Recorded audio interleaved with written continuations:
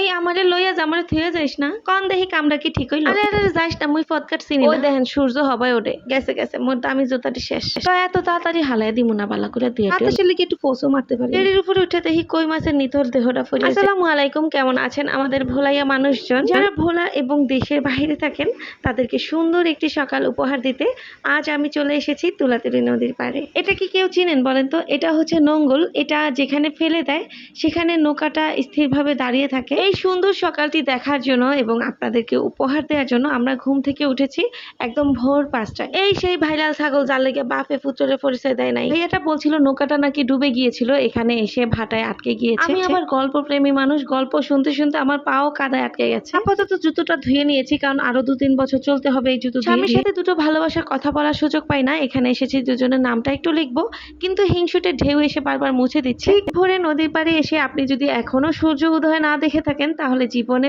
অনেক বড় একটি সৌন্দর্য দেখা মিস করে ফেলেছে। নদীর পাড়ে অনেকক্ষণ হাঁটাহাঁটি ঘোরাঘুরি করার পরে ক্ষুধা লাগবে, এটাই স্বাভাবিক। তো আমরা চলে এসেছি এই চাচার দোকানে। প্রায় 4-5 বছর আগে এই চাচার দোকানে একবার নাস্তা করেছিলাম। এই চাচার হাতের পরোটা, সবজি, চা এত মজা হয়। আগে তো ব্লগিং করতাম না, তবে দেশে যখন আসতাম তখন জন্ডিসের বাহানা করে তুলাতুলি চলে আসতাম, কারণ এখানে একটা মহিলা জন্ডিসের ওষুধ দেন। আজ এখানেই বিদায় নিচ্ছি। ভিডিও ভালো লাগলে লাইক, কমেন্ট, শেয়ার করে পাশে থাকবেন।